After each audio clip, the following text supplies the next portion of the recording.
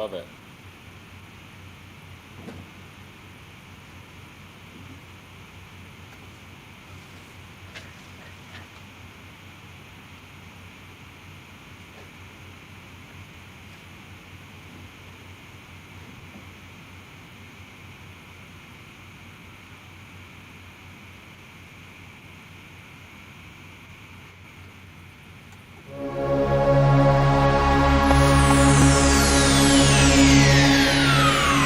Ladies and gentlemen, may I have your attention, please?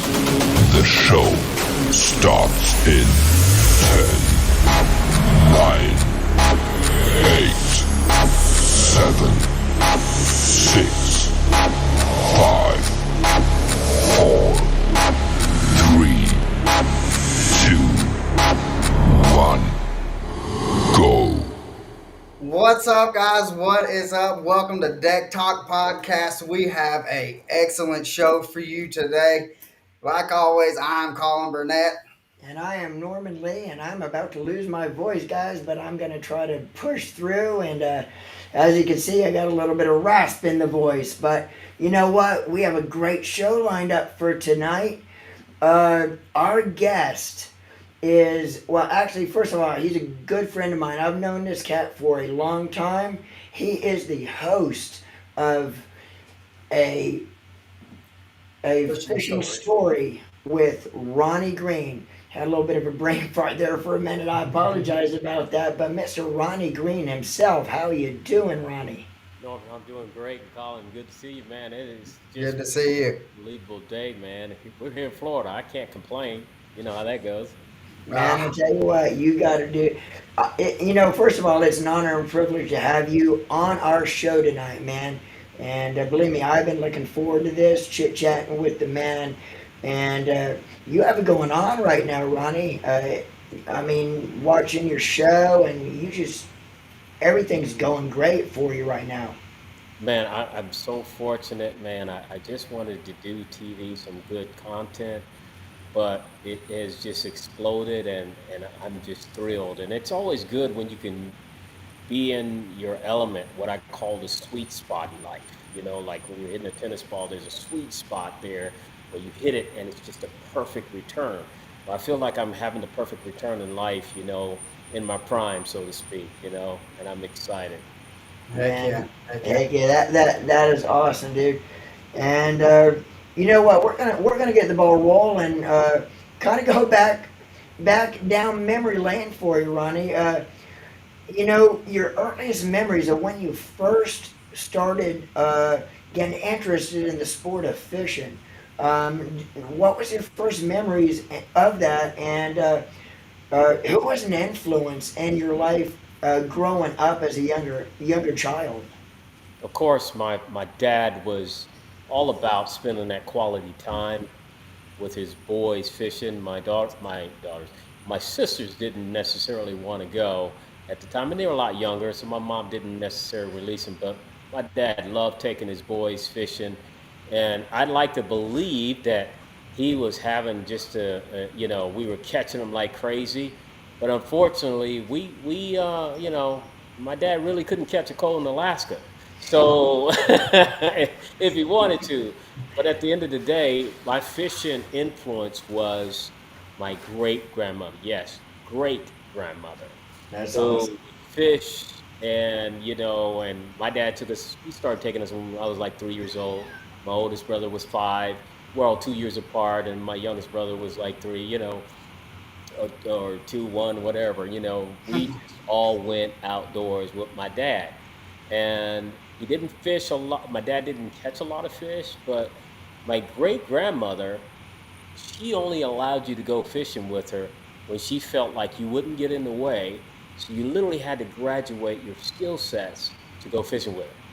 And there was a time when about 7 or 8 years old, I showed her I could. I kept showing her, Polaroid pictures. There was Polaroids back then, and she's like, "You caught that by yourself?"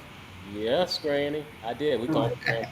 And then lo and behold, she let me go with her one time. She says, "Don't you get in the way, don't you such and such." And all I would hear her doing is talking. And I kept going till I was whether it was in college, whether I was in the Marine Corps, whether I was my own family, I still took that quality time to go with my great grandmother, and it was always the same. She always had stories. She Yeah. always fished in a dress. She always had stockings on, knee-high stockings. She had what we call booties back in the day over the stockings or footies, and tennis shoes, and had a gun on one side and a Bible on the other. And she's sitting in her chair, and I was her go fetch guy. Go fetch me some shrimp, go give me some this, go give me some that. And it was always brackish water, so you never knew what you were going to catch. Yeah. But Right. for whatever reason, I would catch bass.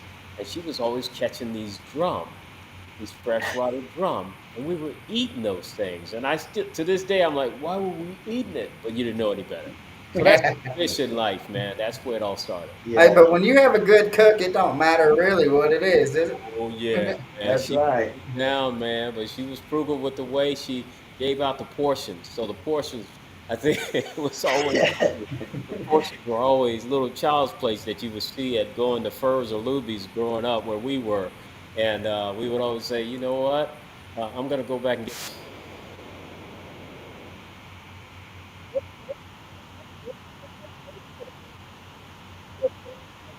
fed at home, but we love to eat because we had fast metabolisms. That's from being in athletics and always running around like kids do. Yeah. Yeah.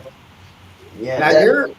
your family um, is has got a bunch of athletes in it. I mean, even like because you're if I remember correctly, talking to Norman, he says even your wife is very athletic too, right?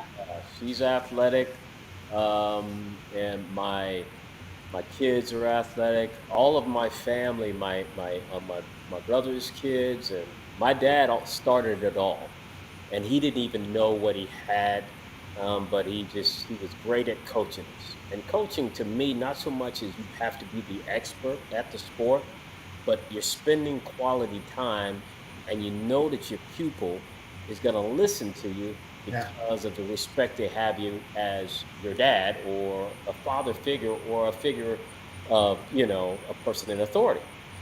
yeah. So he spent a lot of time, and he was always working. He was real busy, but he found time to always spend time with us, and so that's what it was all about, you know.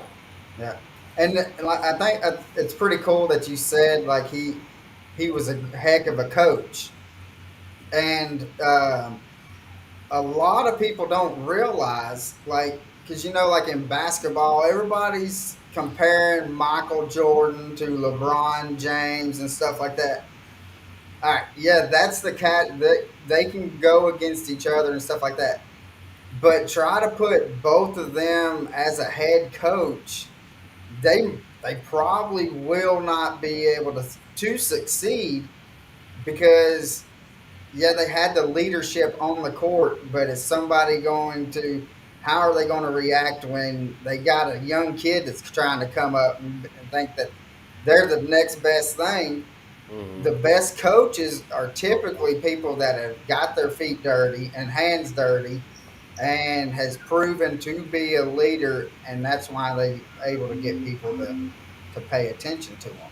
Yeah. Yeah, coaching is a very interesting skill set. It has so many layers to it. There is a parent element, there is a counselor element, there is all sorts of elements, and you've got to be able to seize the moment based on the times. Back in the day, you can scream at a kid when I was coming up, and sometimes even grab them and all that kind of stuff. It's a little bit different. Every coaching style is different, and it's kind of like teaching. In school, I'm not a very good what is called auditory learner. I'm more of a hands-on. Well, that's the same way with coaching. Some kids respond well to screaming and all of this kind of drill instructor type of. Some respond well with just simply just talking to them because everyone has a different perspective or different personality, so to speak. But what a good coach does is they understand the complex personalities of each kid. And when they can actually figure out this particular person is a role player and this is how I motivate this person, this is how I motivate that person, that's how Yeah, you have an effective coach. And my dad was pretty skilled at figuring us all out because we were all three different personalities. Right. Yeah, And is able to pull the best out of you and then the best out of your brother or the rest of your brothers. And that's what it's all about. And then using y'all to be able to compete against each other to be able to make y'all do what y'all done. And uh, because your accolades that you have when I was going through and doing my notes and stuff to make sure that I did not screw anything up when we done our little video to kind of introduce the podcast this week. And I told Norman, I said, my pen about stopped working because of all all the accolades. I was like, goodness gracious. And Norman's like, you just need to talk to him about the family, what his Yeah. whole family. And I was like, then when we started talking about it, I was like, goodness. And he says, it just don't start or stop at like his brothers and sisters. Like his wife is even at. I was like, just it just keeps on rolling.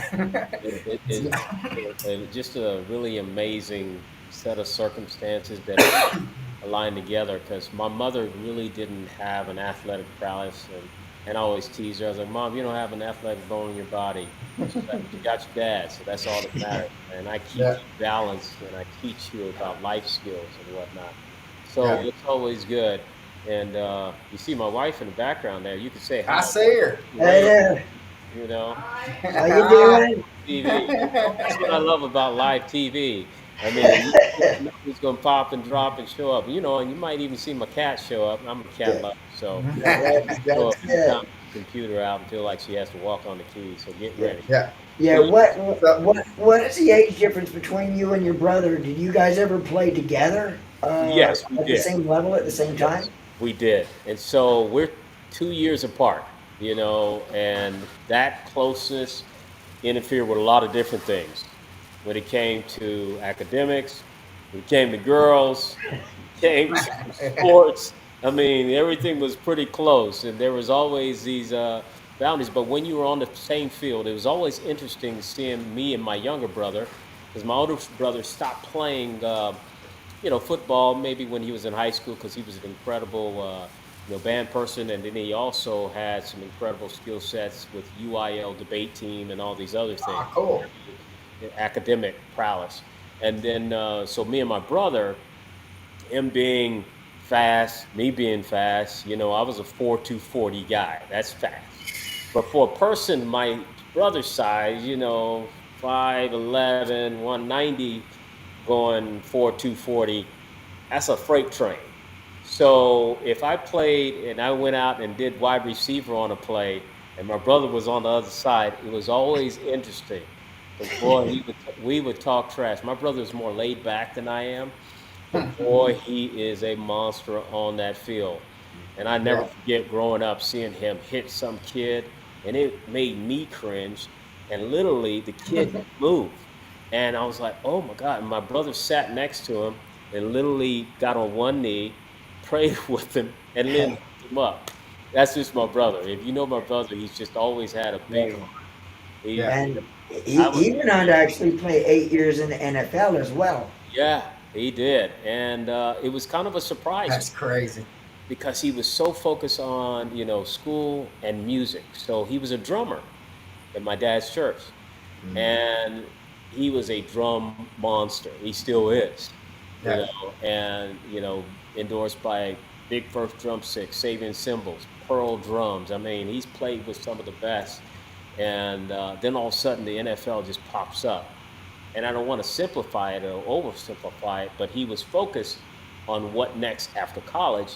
When all of a sudden he's like, I got a chance to be drafted. He got invited to the combines, and he was Wow. pretty tight at the combines, but he had just hurt his ankle that season, so he was probably going to go in the first round, but there was questions about is he still healed? He's got the speed. Right. 4.240 is going to get a lot of attention. But once he made the NFL, you know how it goes. Things happen. Yeah. He says Yeah. every day. And You're and, probably gonna and tell about the drums too, he never took any lessons. And no. I think I seen something where you and him were together. I think it might have been the television show that you had him on as a guest, Hmm. and you're talking about all of a sudden you just started playing the drums, Yeah. and everybody was in awe on where did Everybody you was learn how to do this? because he's the shy one, the quiet one, and my dad was in church, and then all of a sudden, here goes my brother, and we're like, "Whoa, what is he doing?" He gets on the drums, and he just start tearing them. I mean, he was just, and I was like, "Whoa!" and never got off, Yeah, never got off. that's And awesome, And man. so that's amazing. The it, Yeah, that's how insane. how people can just it's like they pick it up just by the sound, yes, and they're like, all right, and they figure it out. I knew a kid because my parents, when we moved to Chattanooga from Nashville, yeah, my parents took a job at the Tennessee Baptist Children's Home, mm, and there was a kid there that can play the piano like nobody's business. And so, and I was talking to him and stuff like that, and I was like, "How did you learn?" I mean, because he was like, I think I was like 16 years old, and he had to be like 13, 14 years old. wow, wow, And he was like, I just started playing at my grandparents had a piano, and I just started playing. And so his grandparents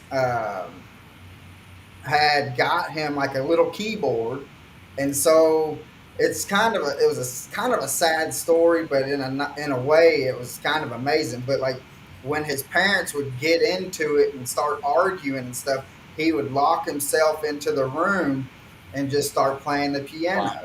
That's amazing. And I mean, it was phenomenal. Just the stuff that he's just hearing. Mm. And you could play something. Well, not me. I mean, I tell people the only musical instrument that I ever played was the pinging off of a baseball bat. That's a good But sound. but he was like, somebody could play or he could hear music, and he could just hearing it, and he could remember so much of it, and then he'd just play it, and then he'd stop, and then he would Mm. play the rest of it, or listen to and then start playing. And I was like, and I mean, God has blessed people that event to for that ability to be able to pick it up. I mean, I can teach somebody how to throw a baseball. I Yeah. can teach people how to fish, how to bowl, anything that has to do with the ball. I can help do whatever. I mean, but when it comes to a musical instrument, you might as well just put me 100 miles away and just That's me, man. I'm right there with you. I tell people all the time, they're like, "Do you play drums?" No, I play the spoons. And I, I can put two spoons together and just pop, pop, pop. Yeah, But yeah, believe it or not, I actually I could play. I was what I call myself the fourth string drummer. If nobody else was there, Ronnie, you're all we got. Yeah, you just stay in the pocket. That's all I can do. No fancy stuff. I'm just gonna be able to keep the beat, and nobody gets messed up. Nobody yeah. else. yeah. Well, Yeah. uh, we got Dennis Crenshaw, which you said you live in Florida now, right? Hmm. Hmm. He lives in Lake Placid area, Oh, nice. and so he's got a Lake Placid charter and guide crappie fishing. Oh, Uh, the language. and if by far the best crappie fisherman in Florida. You're kidding me. Okay, we got to get his number. Oh, we got it. We got Oh it. man, I'm in. Hey, Yeah. Oh, I'll do this. How we're going to ICAST Yeah. July 11th, Mm-hmm. and then that's a Tuesday. We're going to get down there Tuesday in Orlando, but that Thursday we're actually going out crappie fishing with Dennis, and I'm just going to go on and invite you because Dennis will be like, all right, you Man, can come on if you. it's hard to find somebody that can catch him in the summer. It's easy January, Oh, February, December. That's amazing. yeah, yeah. he I mean, is by far.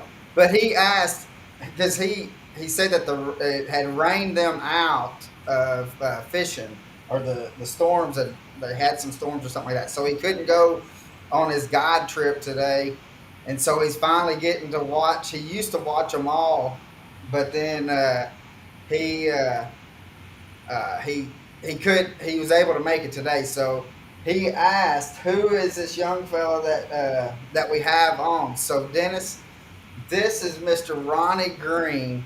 The accolades I do not have enough. I mean, it will fill up the whole thing. we'll just make it Cliff Note version. He was an All American sprinter at Texas Tech. He was an alternate for the Olympic team. Served this country with the United States Marine Corps. Thank you, sir. Thank you. Yes, sir. And then he's a professional fisherman and has is the host of, and which I got it up there, Dennis, of a fishing story with Ronnie Green. And if you haven't seen it, it is one heck of a show. It's probably one of the best fishing shows that I have seen. I thoroughly love watching it.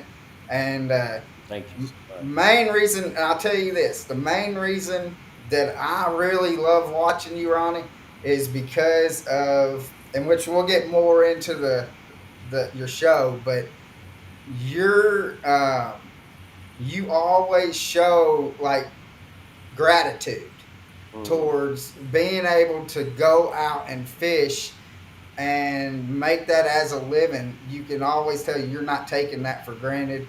That and you can tell just by the work that you're doing out on the boat. So that's the reason why I really love watching you, watching you. So, but Wow, that's that. I appreciate that so much. You don't know how much that means to me.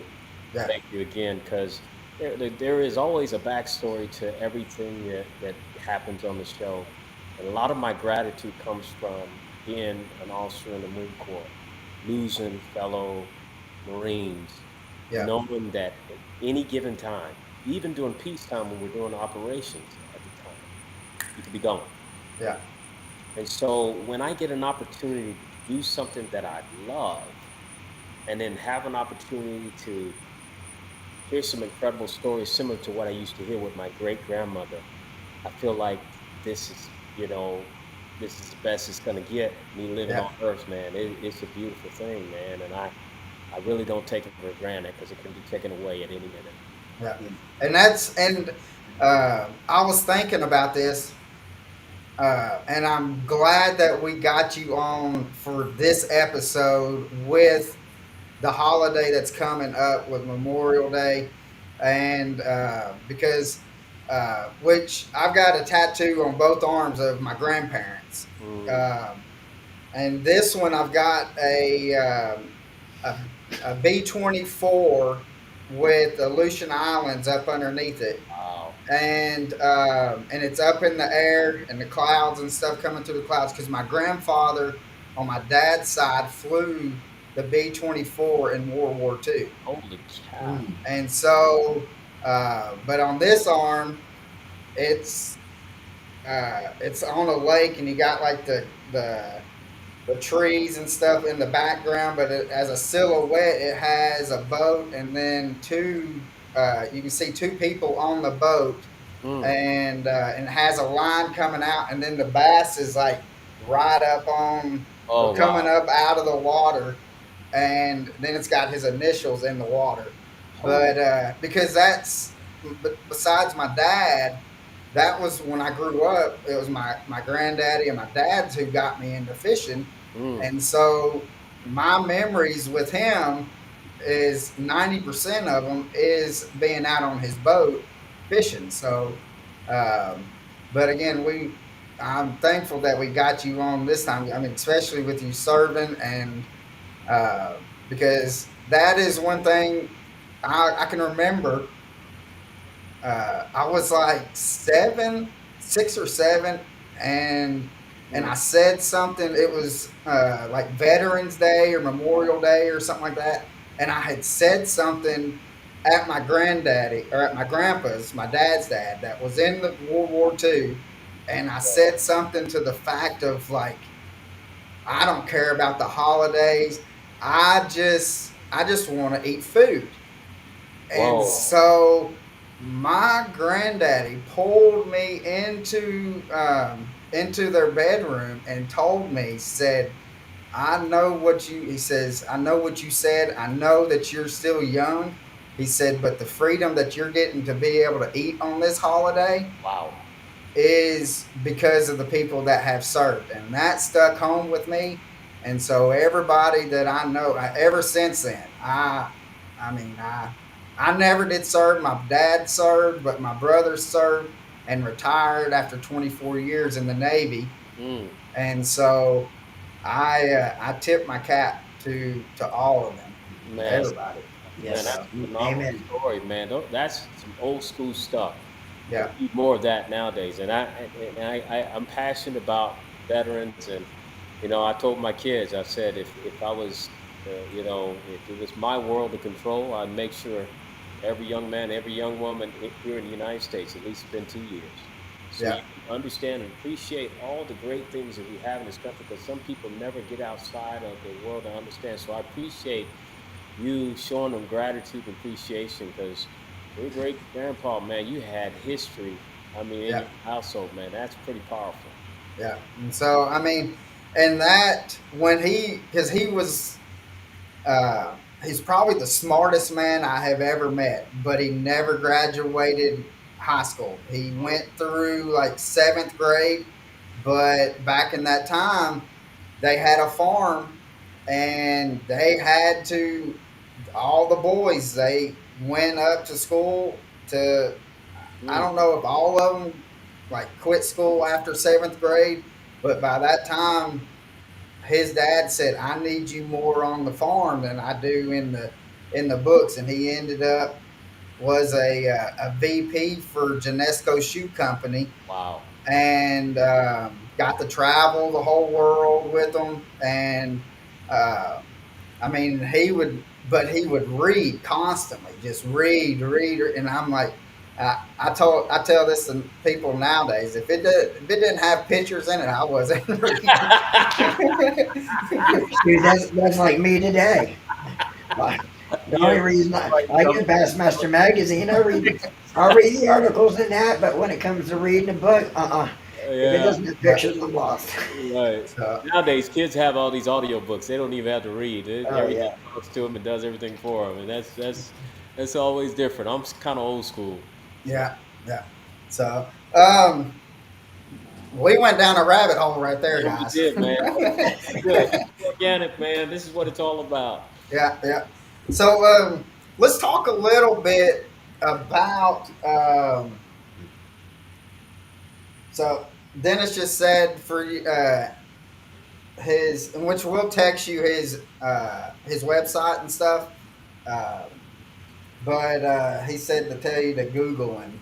But if you just look up fresh or Lake Placid uh, Know it well. freshwater charters and guides, it. Yeah. I mean, just look up crappie fishing in Florida. His is going to be the first one that's going to pop Yeah. up. Wow, And because we Yeah. used to have a house in Sebring, and that's how I met Norman.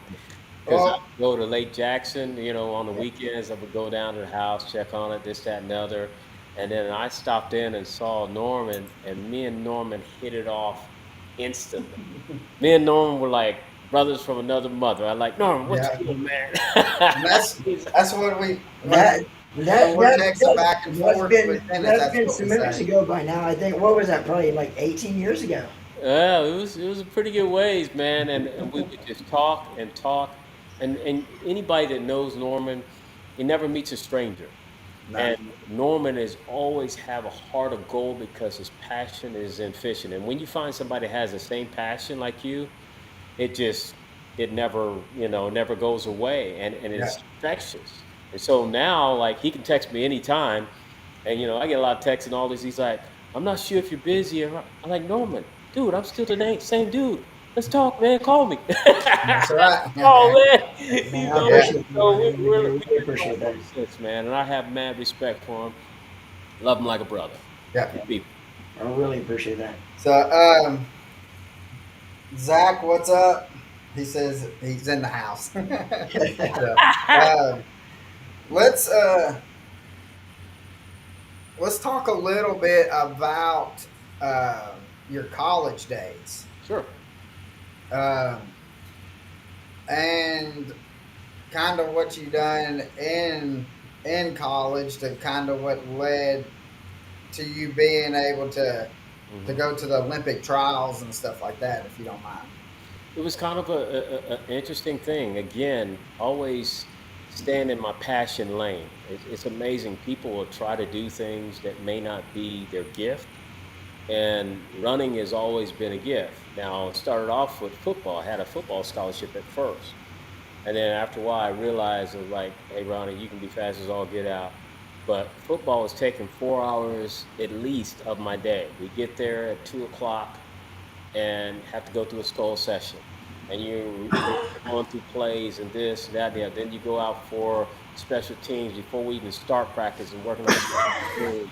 And before you know it, 4 hours of your day is gone. Gone. By the time you get home, you got to eat in the chow hall or in the cafeteria, and then by the time you eat, your body's, you know, you're hypoglycemic to a certain degree, and then you're ready to go to sleep.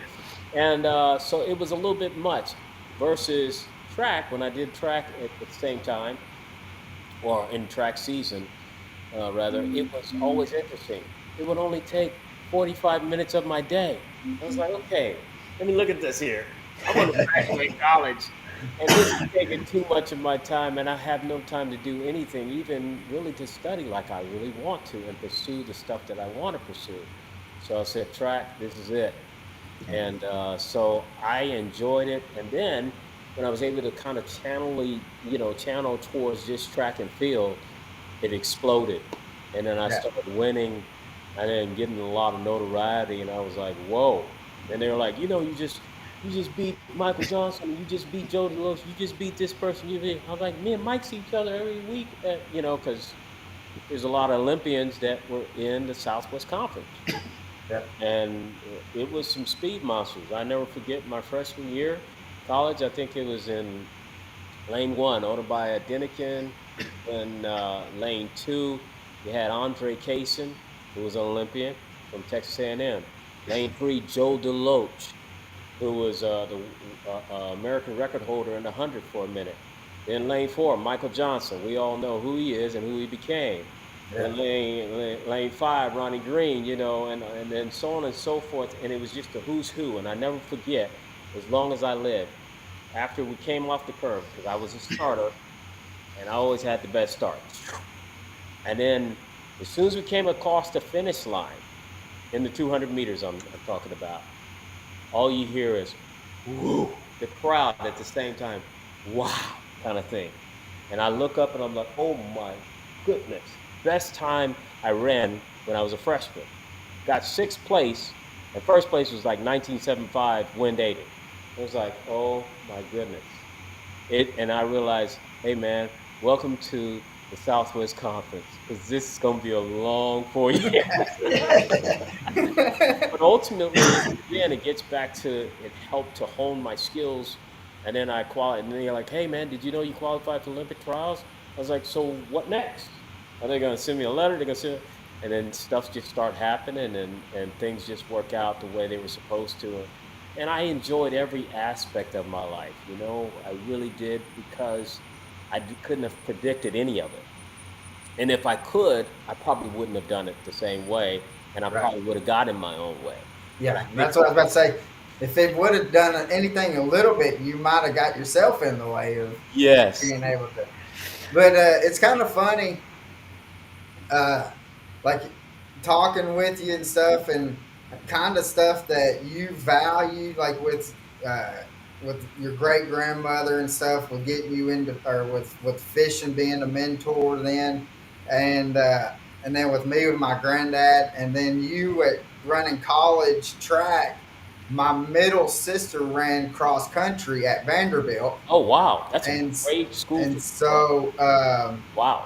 and so when people ask me, like, because I'm a big Vandy fan, and people's like, "Well, how are you a Vandy fan?" And I'm like, "Well, my middle sister she ran cross country. I got to go to whatever athletic event I Oh, wanted to go to, whenever, and I yes. sat in the student section." Yes, sir. And that was Uncle Rowdy too. Let me tell you, the student section was on fire, man. Oh man, And it was always a good time. yeah, yeah. So, but it's amazing to kind of how, like with Norman and I, like, because I've bowled for about 10, 11 years, and I bowled in tournaments. I had sponsored in tournaments and stuff, and Hmm. I mean, I made. quite a bit of money just off of bowling, and then Wow. I just stopped. And I've had people like I'd go and bowl, and like when I go and bowl like with buddies and stuff, I will not go up there. I mean, I'd bring like my balls and Sure. shoes and stuff because there's something about like having your own shoes that you're bowling in. But and so I would go and I just kind of just bowl just to kind of have fun and chit chat. And then like I had my brother-in-law, which he's on here watching this, and he was running his mouth talking some smack about it. I thought you was some great bowler, yada yada. And so after the first game, I told him Yeah. I had enough of it, and I says because he told me he was going to beat me, and I looked at him. I said, "If you're going to beat me, you're going to bowl 240 plus at this one." And Oh so my goodness. I went the first seven, struck the first seven, and he says, "I apologize." Oh, man. You could have made some money on that Yeah, deal. yeah. So, but Amazing. and so and people still ask like, why did you quit or why don't you get back into it? Like I went and I took I got a twin sister and I took well my brother-in-law and my twin sister and my 3-year old little nephew. We went bowling here this past weekend, in which I seen people that I bowled against in there. And they're like, "Come on back, let's bowl." And I said, I got too much stuff going on." I said, they're like, "Well, just bowl in a league." And I said, "If I bowl in a league, I'm going to take it serious, and then I'm going to Yes. bowl in tournaments." I said, Yeah. "That's just how I am. I cannot do one without the other." Oh my And goodness. so, That's too funny. but yeah. I So, take but Norman used to bowl. That's how Norman and I we kept on, what? and so we would always talk. And I told him, I said, "We need to go bowling one time and Yeah, just." and my story's kind of similar to Colin's as far as his bowling story is concerned. I bowled very seriously back in the early '90s, Mm. and then of course, I've always my love for fishing's always been there, but I started hearing about bass clubs back in the early '90s and decided to join a bass club. Of course, my first boat in a bass club was a little 16-foot fiberglass six steer with a Wow. little 18. You had to Yeah. pull the handle to start the motor, but that was my first boat. But I really got involved, and it was like I weighed my options. I love bowling, but I really love fishing. And now that I wanted to really take and start really fishing serious with the bass clubs, I can't do both. Because I'm the type of person that if I'm going to do something, I'm going to be all in or not even Not do at it. all. I'm Yep. with you. And I kind of figured it was either one or the other. I couldn't put all my efforts into both and do both of them the way I wanted to do. So kind of gave up bowling and sold all my stuff, sold everything I had, and Wow. never stepped a foot in the alley since. And then Wow. come to find out, me and Colin met a couple years ago, became very good friends, and we're sitting here talking, and then the subject of bowling came up, and I was like, man, we have more in common than we thought we did. Wow. Yeah. And have you gone bowling? Nah, I'd hate to hurt him that bad, Ronnie. What?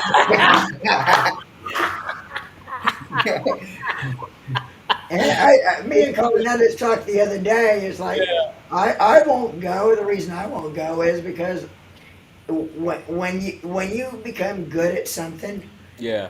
you, I mean, I will not go in a bowling alley and pick up a house ball and bowl with the house ball because it's not the same as having your own ball drilled to fit your hand, your Yeah. fingers. Yeah. And I'm not gonna go in a bowling alley bowl with the house ball and try to barely break 100 when I'm so used to having my own stuff and Yeah. very seldom coming under 200. So it's like Wow. I can't see myself going in and just bowling with the house stuff. That's Yeah. amazing because that's a unique perspective coming from a guy like me who goes in there and is like, man, this one fits my hand perfectly. I'm gonna do well, and Yeah. I'd be Yeah. happy to break 100. Yeah, Yeah. and both me and Colin, we're competitive, whether and whether we're fishing. I mean, we're highly competitive fishing. Sure. and whether we're fishing tournaments or just out on the boat fishing as friends together. But with me, as competitive as I am, Mm-hmm. to go in a bowling alley and know that I'm not going to be able to bowl worth a darn, you know, like, nah, You say I'm worth not the even going darn. to go in there and do Well, it. I'd be and so frustrated. Yeah. what's funny? Well, I'll get back to this. Um, we got John Pate is on, Mm-hmm. Yes, sir, and John. um, John Pate says, "Good seeing you again, Ronnie.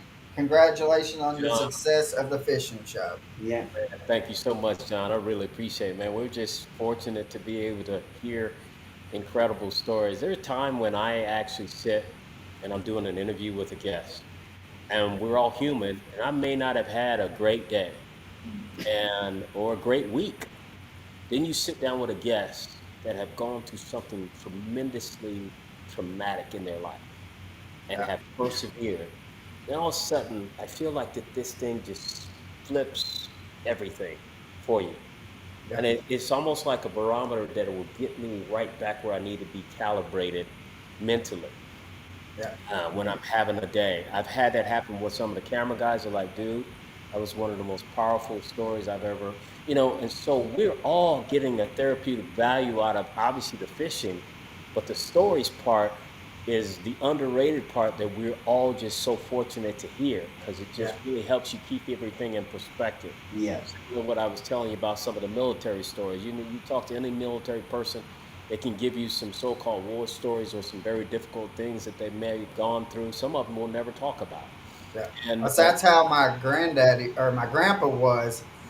He he never really would talk about his time at in the Aleutian Islands, and then when I was getting ready to do the tattoo and stuff of him, I done because I love military history, mm, but a lot of people don't know. Like right before Pearl Harbor happened, Japan took over Aleutian Islands yep, for I think it was like 3 days or something like that. hmm So they took over American or U.S. territory, hmm and my grandpa was part of the ones that went back in and took it over from them. wow, And so he would kind of tell us nitbits and stuff about it. hmm But and that's all. And my brother that was in the Navy, they would sit down, and that's how I found out more about what my grandpa done was because my grandpa would talk to my brother more about it because he was I mean he was on a destroyer and hmm he was right next to the USS Cole when it blew up wow, and so some of the stories that they were able to kind of go back and forth with, and then I was telling my brother what I was wanting to do, uh, and I was like, "Do you really know?" Like, because we knew it was Aleutian Islands, mm, but I was like, "Did he ever talk to you?" And so he started telling me some of the stories, and I'm like, "No wonder." I mean, because for somebody and I understand that when like military people, some people want to kind of hold it in because some of the stories that if you're not there, you you don't can't handle it.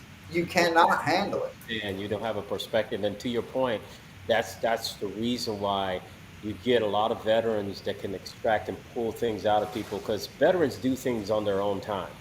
Yeah, Meaning, you can't sit and have a beer with them and say, hey, man, tell me about your service and this, that, and the other. No, it's got to be a safe place. You got to be able to understand what they're saying because they don't want to waste time talking about something you wouldn't understand. So, to your point, all of a sudden your brother comes in, he has an affiliation, he has an yeah, understanding, the lingo, the terminology, and even the environment. So, it makes a difference. yeah. And so, but that's just It's good so. stuff. Yeah. Um, let's see.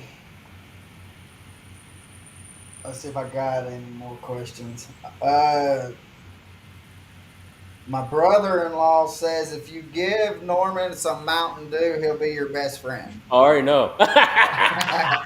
Right there, right there, gentlemen. I already know. That's too funny. Yeah. I didn't think a lot of people knew about that. Boy, Norman Uh, can play, man. like when we go out, and I'll have my like a cup of coffee, Yeah, and Norman's like, "You got coffee?" I said, "Yep." I said, "You yeah. got coffee?" He said, "Yep." And he says, "Good old Mountain Dew." You know That's what's my sad about coffee. it too, though, is you think with my throat and how my voice is starting to go away, you think I'd have a cup full of orange juice to kind of soothe my throat. I Oh, got a sir. cup full of Mountain Dew. That's Yeah, how addicted Norman I ain't am. playing with it now, do man. And he's the real deal. I think when he's fishing, even man, he got to get a little pep. He get it right, man. Oh yeah.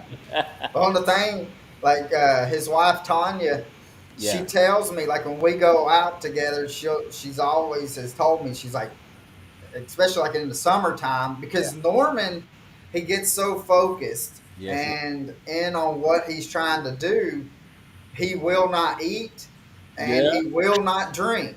And so she's Hey, like, make sure he eats some crackers, make sure he eats something, and She's uh, telling Colin to take care of me when I'm on the yeah. water. So I'm over there Eat trying her to lunch. fish, and so every time I go to take a drink, I'm like, here, take it, here, get something. you're And paying so stuff. That's then funny. That's the good he'll get stuff. into my boat, which I work like my real job is I work for McKee Foods, which is Little Debbie, Yes. By the and way, so I've got let me Little Debbie's introduce in you. my boat, Yes, sir. and He keeps us we in were out supply. fishing one time in my boat, and I'm just out I'm casting, catching fish and stuff like that. Norman's just kind of and I were just chit chatting, and then he gets quiet. And I'm like, I look back and I said, "Are you all right?" He has Nutty Buddies in one hand There you go. and a honey bun in the other I I found the stash. hand. Man, I get Amazon boxes. I'm a peanut butter fanatic. Amazon, those nutter, but my kids laugh at me. They're adults now. They're like, Dad, you had so many of those little Debbie peanut butter wafer things. I mean, boxes and I, boxes. I'll tell you this: when we go down to ICAST, we need to meet up with you. Yeah, If you come crappie fishing with us or whatever, I'll bring you some of those the Nutty Bars yeah. that has just freshly been made. You will not want any other ones. Are you kidding me? They Okay, are that much difference. Yeah. okay. What's your address? I'm gonna find you, man. Yeah. I love them like that. My kids give me all of them give me a hard time about it. Yeah, but I love my peanut butter, man. Any kind. Yeah. Oh yeah. Yeah, So they're actually my favorite is the nutty bars. They're Oh, my go-to. they yeah. are mine too. They're my kryptonite too. Oh, And I'm like, man, my wife's like, you just got that box. It's she's allergic to peanuts. And yeah. so I'm like, well, I guess I'm gonna have to eat it by myself. Oh. Picking a spoon and peanut butter because nobody else can eat it in the house. It's just me. Yeah, I used to have the box laying on the nightstand. We Yeah, always watch TV, yeah. at nighttime before we fall asleep. And I had to stop putting the box by the nightstand because if I Oh, put the whole box by the nightstand, by the time I fell asleep, it was gone. So I started bringing it like two and leaving the box in the kitchen. that Yeah. sounds so. My wife's like, you leaving this plastic out? You put that in the trash. The cat's gonna pull it out. I'm like, oh no, no. But you gotta love it, man. Oh, Yeah. man. Now, what was your jobs after you before you become a pro fisherman? What did you do prior to? So right after the Marine Corps, I went into medical sales, and so that was selling a lot of your lab equipment, what we call hematology, clinical chemistry, and immunology. So like for CBCs, for thyroid tests, and all of these panels. Now everything is organ specific panels, and so I sold all of those, all the assays for the analyzer, and the analyzers went up from anywhere from $25,000 to $125,000. So you go to whether it was Quest Labs, or we're selling it to them, we're selling it to hospitals and doctors, and it was fun to me. And again, I didn't know what I didn't know because I didn't come from a technical background. Because most of the people, when I was a little intimidated at first, were dropouts from medical school or they were med tech, so they had this clinical perspective. But the one thing that they did not have that they underestimated, because I was competitive, the competitive side, and it's like they made a mistake that, out of 140 reps in the country, they would list your name each quarter, where you were. That's all the wrong things for a competitive type person. Oh yeah. And sure And enough, I'm like, well, I'm going to find a way to be number one. And they thought it was a joke and it was funny and all this other stuff. And I had the state of Oklahoma at the time. And literally, I became rep of the year and literally went to President's Club 5 consecutive years. I still don't think that nobody's ever done that at Abbott Laboratories. And everyone would say, well, give me all your clinical perspective. How did you? I said, no, I wish I can tell you with some clinical things, but the Marine Corps, one thing that you got to understand about a military person, if you say I need to be there when they open, and I got to drive 3 hours, that means I've already calculated I got to be up at 4 o'clock, be on the road by 4:30, so I can get there when the doors are open. So I would always do the things that nobody else was doing, but they thought it had some kind of clinical aspect. But everything is still the same when it comes to principle about selling. Whether you're selling widgets and gadgets or whatever the case may be, is do what you say you're gonna do and just be honest. yeah, And it sounds cliche, but believe it or not, I have lived it. When people have way more clinical knowledge than I did, and I was a little intimidated, I was like, I don't know all that stuff. I can't talk all that lingo, but I talk enough to answer questions and to be honest. And yeah, then to be on time and follow through on what you say you do, yeah. it never fails. And so I became extremely successful. Then moved on to medical device sales. Then was in sales management for many years, and I loved every minute about the sales. See, it's demanding when you're dealing with physicians. They got egos. I'm married to one right now, and you know what I mean. And I don't run nothing in this house except the remote. Yeah, right. No, my wife is amazing. And the thing about it is, you have to know how to finesse and navigate through all of those things. And it really kind of helped me. All along, I'd been fishing tournaments, like BFLs in the day and some of the other small tournaments. It was called something else besides ABA.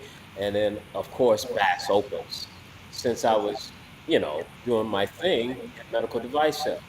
And sometimes I would go on a trip to field ride with one of my managers and then stay some extra days because maybe I want to visit a lake that I haven't seen in a long time that I have a tournament coming up on.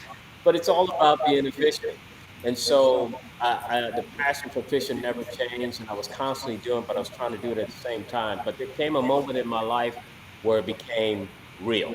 And what I mean by that, my mother was on her deathbed, and we all knew she was going to transition. It was a surprise to us. She's 58 years old, and lo and behold, she said to me, she says, Ronnie, I know you like making all this money. I love you, know you like this thing, but you're not happy. So when a mom tells you that, she knows you better than you know yourself. Yeah, She says, do mommy a favor. If you don't do nothing else, do what you love. And it was almost like she dropped the mic and didn't finish. And I was like, what is that, mom?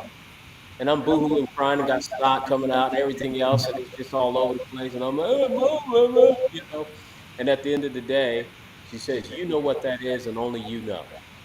And I think it's probably close to you. You just haven't really paid attention.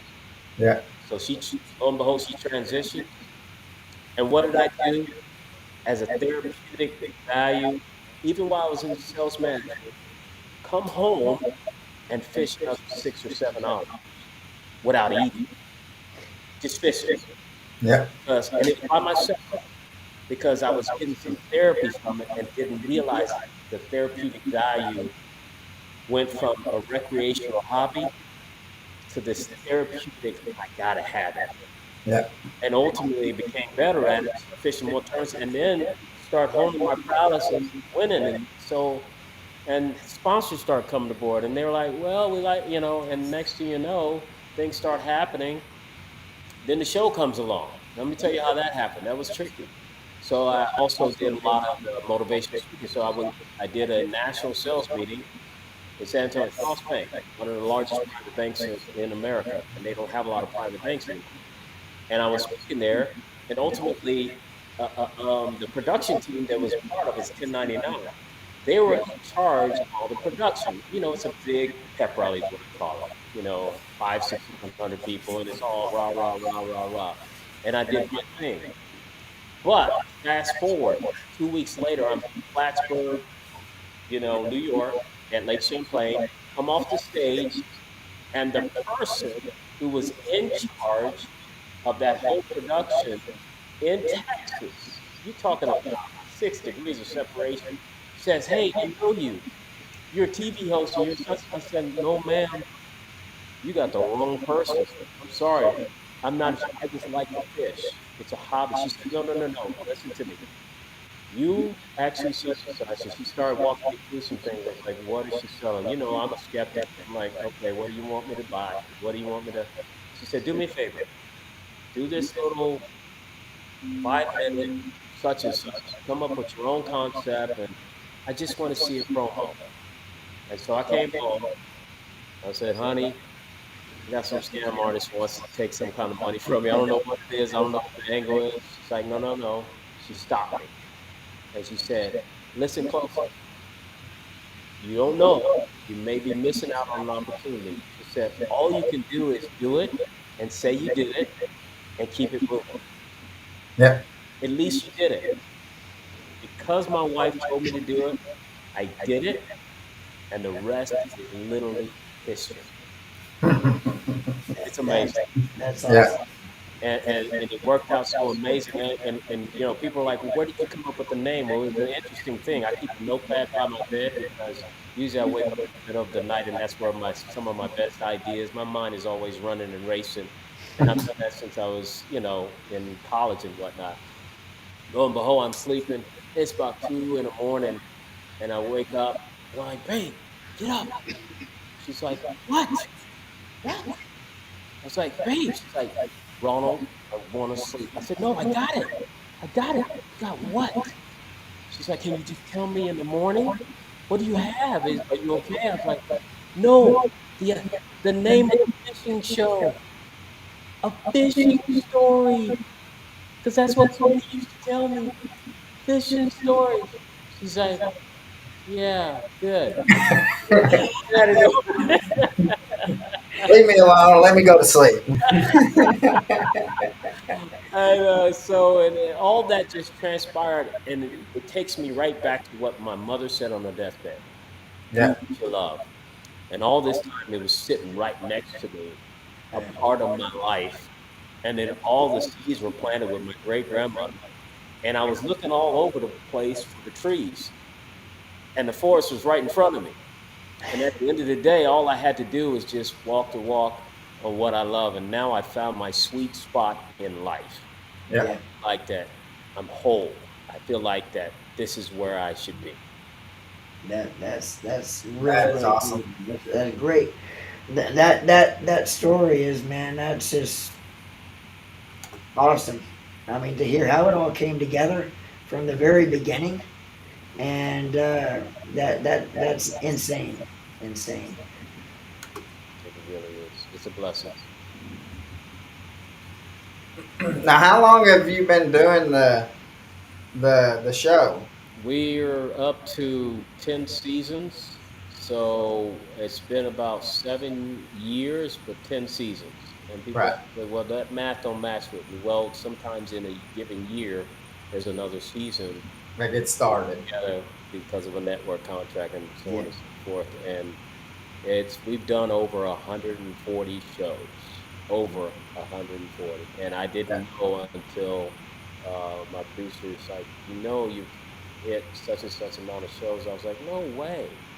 It couldn't have been that fast." But you heard the cliche, you heard the saying, time flies when you're having fun. Yeah. Literally, time has flew by, and I didn't even realize what we've been doing because I've been enjoying myself doing it. yeah, Yeah. That's when you're not going to work, man. You're really going to literally live out your life like you should. Yeah. See, that's like with Norman and I. Like we first met through my dad. Actually, they had a Norman and Tanya had a yard sale, and my dad likes to and mom likes to go to yard sales. They call it junking, and Yep, so, I know. but they went to Norman's, and my dad knew because I was fishing tournaments and stuff like that, and I was getting my foot started with doing the YouTube and stuff, and so my dad started talking to Norman. He seen the boat in the garage, and Norman gave my dad a card, and so like growing up, like my dad and my granddaddy and stuff, they don't know. I mean, if it's not up against the bank, there's not a fish in the water. If so, that's all I learned how to do is I Yeah. can pound the bank with the best of them, Yep. and so I called Norman up and I said, "Hey." Told him who I was and told him about my dad, and he remembered my dad. And I was like, I want you to take me out and show me like how to be able to find fish out on a ledge. Mm. And so we went out, and I think that the first time we went out, like, I mean, because I went out as a customer with him. And um, so we went out, we caught 10, 12 fish, and but we spent a lot of time looking at the depth finder. So he was showing me, hey, Hmm. this is what I want, what I want to look for, how you can, and just doing what I asked him to do. Hmm. And after that, like while we were doing it, um I was taking him to places where I caught some fish on Chickamauga and stuff like that. And we were sharing stuff back and forth, and that's where it started. Then the next thing, Wow. we talked to each other. He's like, "Hey, I'm going out. Do you want to go out?" Or I'm going out. Hey, Norman, do you want to go out? And Yeah. that's how it all started. And it was what 3 years ago that Yeah. we done that, and so I've always wanted to do fishing. Well, I won't say always. Hmm. Within the past, I'd say 5 to 7 years, I wanted to make fishing as a career. But uh, when you got a CDLs and you're driving a truck and making decent money, It's it's hard. hard Yeah. to to like. It's a lot of trust you got to put into yourself, Yeah. and which you know that. I mean, and so that's why Norman and I, like with us, we've got the production company, we got a jig company, Mm.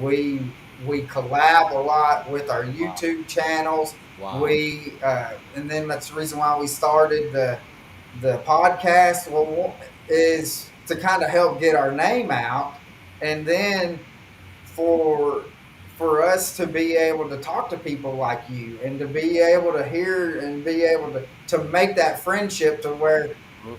down the road, if I have a question for and like, hey, and Norman's like, hey, here's Ronnie's number. Call Ronnie. He can help you out. And Mhm. so that's how our umbrella within what the past 3 years have just blossomed. Like, who would have ever thought, Exactly. with this being our first season, that we would have had Shaw Grisby on, Wow. David Fritz on here, and Wow. that we would have went to the Bassmaster Classic and interview the anglers at the Bassmaster Classic.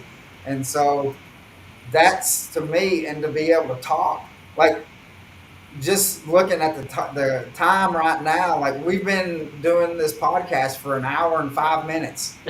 Who would have? It just goes by fast because it's so Yeah, natural, man. We're yeah, enjoying ourselves and just a bunch of guys just having a great time talking, man. And yeah, and it's like, friends just hanging out. Because this is yeah. what we would do if we were just sitting around in somebody's house and just talking and sharing stories, basically. You Yeah, know? that's it. And And that, I mean, just building, because how I look at life and stuff like that is like you got to surround yourself with people with the same goals and the same mindset. Hmm. And people might be in your life for a season, Ooh, might be 5 seasons. that's But good. as soon as they're not on that same path of what you are, and which I've had to do this here even recently, I've had to exclude myself from friendships that I've had, even for years, that because they just didn't see what I want. They're like, it's not going to happen. If Hmm. it's not already happened for you, it's not going to happen. And so, in which Norman knows, we've talked. I mean, considerably about it, and I mean, because that's hard decisions, even to let friends go that you've built up, and they're like, I don't, not, and then, um, Well, and Colin, so I you mean, make it's a great just, point. That's a great point because that was some of the tough things I had to deal with as well. In this industry, you have friends, and you thought were friends, and for whatever reason, but I think about little anecdotes and that my dad would give us growing up, and he always talked in like little stories and parables kind of thing. He's like, you know what? He's like, you ever seen ducks hang out with eagles? And you ever seen pigeons hang out with eagles? I was like, no, that's a pretty good point. Probably because they'll get eaten. He goes, no, that's not why. He says, because there's certain altitudes that pigeons just can't get to. yeah, Eagles fly high, and they fly at an altitude that a lot of birds can't fly. So he says they soar when they're in their sweet spot, so to speak. yeah, Pigeons, they have a effortless. ceiling. Yeah. Yes. So he says, never try to bring your friends that are pigeons to Mm. an eagle atmosphere Wow. Wow. because they won't survive. Not. That's not where they're supposed to be. Yeah. You're supposed to soar. And that was hard for me to learn because when you have to live it, the saying is powerful, but when you have to live it, it's tough. Oh yeah. I, It's easy to come out the mouth, but when yeah, it's man, but man, when you got to walk the walk, you're like, man, this is a hard one, and you lose sleep over it, and you labor over it. But then at the end of the day, you're saying they're really not supposed to be going where you're going. Don't even yeah, try to stash them away and put them on your back and all this. I've done it all in that regard because I was hard headed. But at the end of the day, it made me a better person, man. So you never can yeah, forget about that. that's true. That is true. Let's Norman, you got anything, or do you want to kind of? I'm gonna sit back and with my voice, I just sit back and let you take this over, Colin, because right now I can't talk too much. Well, So, well, but, the reason why he's saying that, Ronnie, is because tomorrow we've had planned to do a yeah, bruiser bait challenge, Oh, nice. and so Steve when we do the challenges, we got to be able to talk about the baits and stuff like Oh, that. So okay. if he doesn't have a voice, we don't have a challenge tomorrow. That's not I gonna win easily. be so I've been kind of Yeah, if all of our viewers is watching me and just sitting back there trying to like Pretty, which there's no yeah, way yeah, that I can sit back and like Pretty because Pretty I am not Pretty. yeah. But anyway, yeah, and I don't know what happened. It's just like this morning I woke up and I started feeling my voice starting to get raspy. Like, oh man, It's all not that pollen, brother. Thursday. There's a lot of pollen in And, the air, and and my yeah, but so still like a dummy. You'd think I'd have orange juice by now, trying to soothe it. Still have my Yeah, Mountain Dew here and trying to soothe maybe it. it has a little bit of vitamin C. Who knows? yeah. Uh, Hey, Ronnie, but my you guys are dad doing a has heck of a job doing the talking for me. Yeah, uh, my dad has a question. sure. How do you decide where and who you go fishing with on the show? That's a great question, and I get that question a lot. So the way that that works, sometimes it's a gut, but most of the time, the standard procedure, the way that we operate, is we'll have several guests. We get a lot of folks sending in us letters and ultimately a lot of things. And now that we have an understanding of what our audience loves based on the ratings and show impact and this, that, and the other, we'll come together in our production meeting and everybody presents their case. You got this person, such, such, such, such. You got this. And then we all vote. And of course, I have the last say, and my wife is part of that process as well. And Yeah, that kind of helps us. so that it's an objective way of doing things. Sometimes I fast track certain guests, um, and I have a good and sometimes it can be an unfair advantage because if I present it, because I come from sales background, so I'm going to be a little salesy and do my thing. But at the end of the day, I think we do the best we can to be objective because we know what our audience, not what we want, what the audience wants. Yeah. And you'd be surprised. We'll have these A-list guests. We'll have these, you know, A-list actors or somebody or whatever. But a lot of times, the high impact shows are everyday people. Yeah. That's amazing. That's what we love about the show. Everyday people, because people can relate. And I'll use the analogy that somebody gave me one time. They're like, we love your show, we love this, that, and the other, but we like it when you have everyday people because, you had so and so, but they're a professional athlete. They got millions of dollars. Yeah, you just go buy it away. And it's callous as it may sound, it's raw data that's information.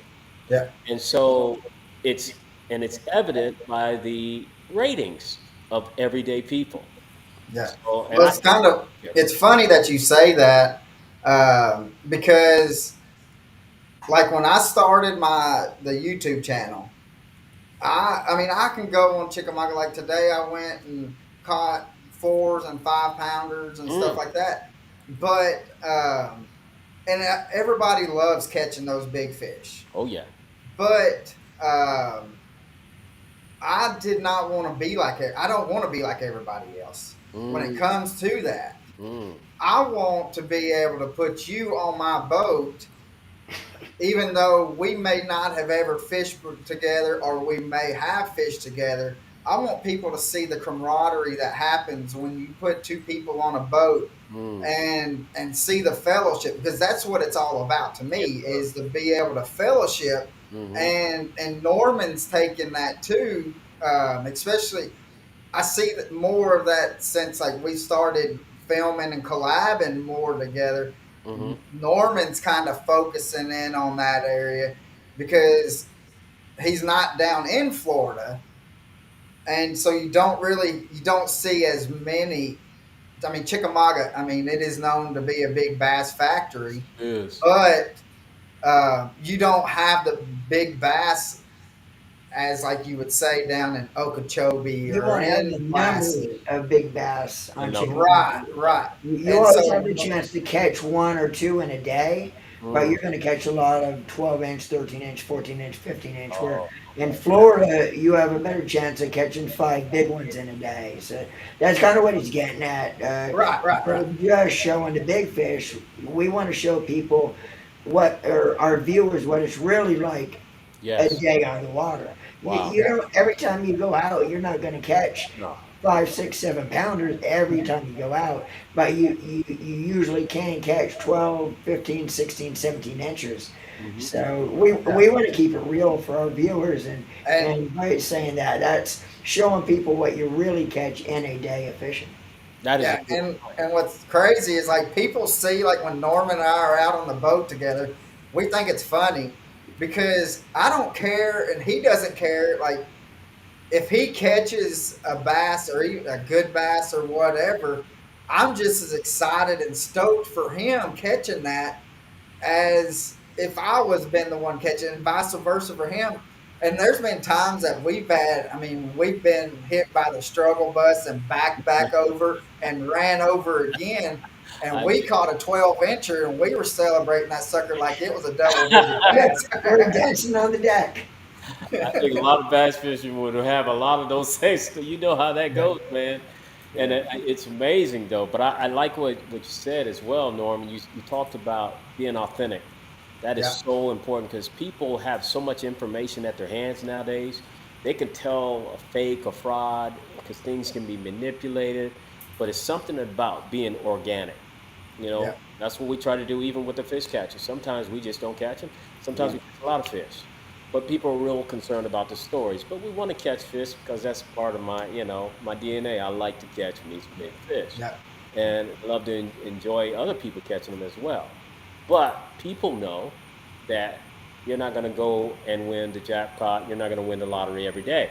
So when you have that, authenticity, so to speak, people can appreciate it and they see you as valid versus the social media fishermen that are holding up, 8 and 9 pounders every day. I'm like, really? Seriously? Yeah.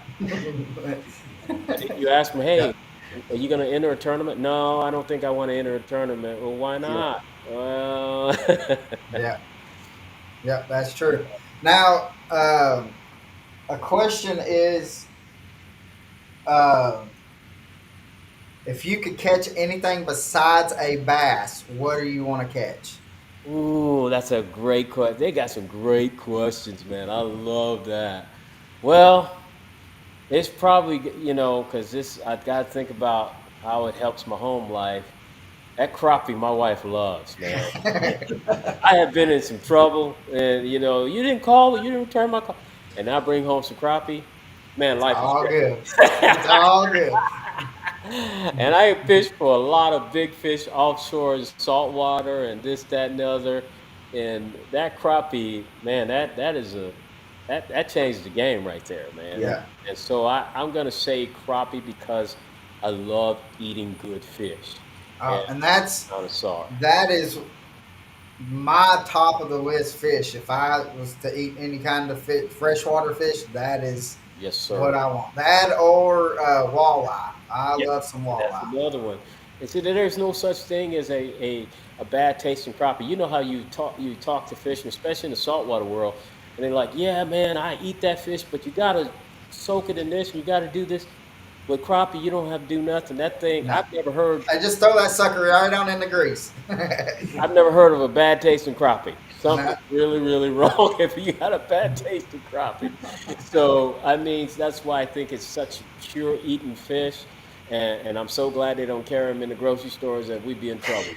Because, but these saltwater fish, I do like mangrove snapper because it's just a real nice. People like red snapper. I like a mangrove snapper. People like grouper. It's not in my taste palette where I really get excited about. I like to catch grouper, red grouper, and gags. But at the end of the day, the mangrove snapper is just something special to me. And yeah. hogfish. I and I we've had because growing up when we would go to the beach and stuff like that, we would go. My dad and I would take a trip and would go. We made a point to go deep sea fishing or Ooh, fishing somehow while yeah. we were at the beach, and we went deep sea fishing for a while. And then I told him, I says, I seen. Uh, I forgot who it was, but they went and caught some tarpon. And Oh, so that next year, I said, I want to go catch some tarpon. yeah. And so when we went, they had a tropical storm come through a couple of weeks before, and so it pushed them all out. And the guy was like, we have not seen any, Mm, and he said, but I can catch. We can put you on some mackerel. And so I was like, great, let's go. I don't care. I just want to be out on the boat, on the water, and hmm. let's catch some fish. And it was fine and dandy. You catch the first fish, and then you get it about 10 yards. Norman knows this story. 10, 15 yards from the boat, and here comes a bottlenose dolphin. Yes, sir. Boom! Hit that sucker, and all you got is the head. After about the 40th one, it kind of gets old. That's a smart fish. That dolphin is one of the most Yeah. skillful. Oh my goodness, it's a beautiful fish, but when they're around your fish offshore, you're kind of like, oh, Nah, we gotta leave. nah. So Yes, sir. I went red snapper fishing Mm, right when or is it? I think it's red snapper, but yeah, right when the season opened, yep. Hmm. and we went on the very first day, Oh wow. and so the guy was like, "We're going to be able to catch some big ones," in which we caught some decent sized ones, Hmm. and he was like, at the end of the day, he was like, "All right, this we got probably about 20 minutes left. Let's just to let you know." Well, the last, uh, I was reeling it up. I had one on, and all I seen was just something just come, and it wasn't fast or nothing. It just kind of just swam, just took off. And then there goes the line, just taking, Dark. and so and I'm rearing back on it, just trying to, and I could not turn this thing. Mm. And the deckhand, he was like, "I think you got a shark." Yeah. And which one of the guys that was with me, he was like, "Man, I've never caught a shark. I want to catch a shark." And Mm. so after about 35 minutes, I said, "Here, get your shark." And so we passed the reel around. That shark pulled us a mile and a half, Oh my. That's and roller motor, man. he we finally got it, and it was a bull shark. And the deckhand said that was about a 300-pound bull shark. Oh my goodness. That's And so, and I asked him while I was fighting, I said, which I knew the answer, but the guys that was with me really don't fish that much, and hadn't done anything really on out in the ocean. And yeah. I was like, "Do you think this shark knows that he's got a hook in him?" And he was like, "Nah." And because he wasn't really, he wasn't fighting, he was just swimming. yeah. And we got him up to probably, I would say probably about 25 feet from the boat. Wow. And he turned, like rolled on its side. And when Mm. he rolled on the side, that was it. It went whoop, right Wow. down. The captain looked at me, said, "Now he knows he was hooked." You definitely Yeah. know. Them things are mean, man. Yeah. There's a lot of them So, too. You seen that? uh, well, we don't want to take up much more of your time, Ronnie, but I thoroughly have enjoyed this. But I do have a question that we ask everybody that Yeah. comes on here. Yes. And that question is, if you could have anybody on your boat fishing for a day that is living or has passed, who would that be, and why would you want them on your boat? Mm. Wow, that is a great question. Wow. I would say my mom. And let me tell you why. Even though she's passed, having her on the boat now, she can see the fruits of her labor and the words she gave me before she transitioned. She can see it manifested on the boat. See, I told you, Ronnie, do what you love. And I guarantee you, Yeah, Ronnie, your mom's probably on your boat every time you hit the water as well. I believe And it. I guarantee she's yeah, proud of you. Man, I appreciate that. Lord yeah. knows that's amazing. So, yeah, that is a question that Norman and I we ask on every episode, because we think that it's great to talk about fishing. It's great Right. to enjoy the fellowship and stuff, but that's not a question that for people that's able to get on podcasts and stuff like that. That's we want to stand out from That's a people. great question, by the way. And Absolutely great. um, so I told Norman, I was like, I was watching and he knows this story. I was watching uh, Bob Costas Mm. interview Buck O'Neill. I don't know if you know Buck O'Neill, Uh-huh. but and no, and it was first time I seen Buck O'Neill was Ken Burns' baseball documentary. Yeah. And I told my dad, and I was probably 7, 8 years old, seeing him talking about baseball. And I told my dad, I said, "Look at his face. That Mm. man loves baseball." Yes, you can see it. And uh, and Bob Costas, in another interview, asked him if you could sit on a park bench and talk to anybody in the world that is living or past, who would it be, and why would you want to talk to them? Wow. And so that's where we but we turned it into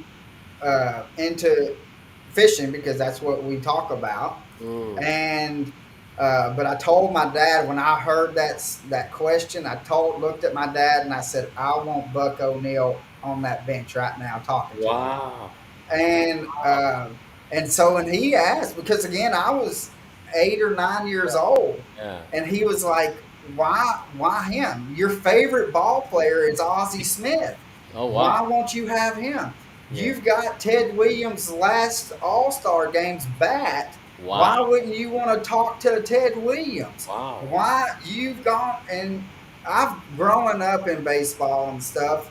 I mean, I've taught. There's no telling how many. I've got baseball signed of Hall of Famers Mm, and golf balls. I've sat in the golf cart with Chichi Rodriguez, mm, and I mean, I've been fortunate. God has blessed me to be able to. I was shy, but once I kind of got around people sure. that had the same interest, I've been able to kind of wiggle my way in. And people was like, "How did you get to do that?" or "How did you get that?" And I'm like, "I don't know. I just started."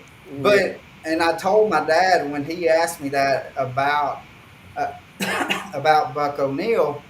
I told him, I said, I want to know what that love that you see in his face. I Mm, want to know what that is. And because he gave you facts and what he's gone through and stuff like that. And even the torment and stuff, I guess you can kind of say torment, but mhm. the the I guess with the racists and stuff, with how with going up through and how people did not want to see black folks succeed in baseball or succeed period at that time. Mhm. He still had that love in his face, in his eyes. I told him, I said, that's what I want to know because that right there is success.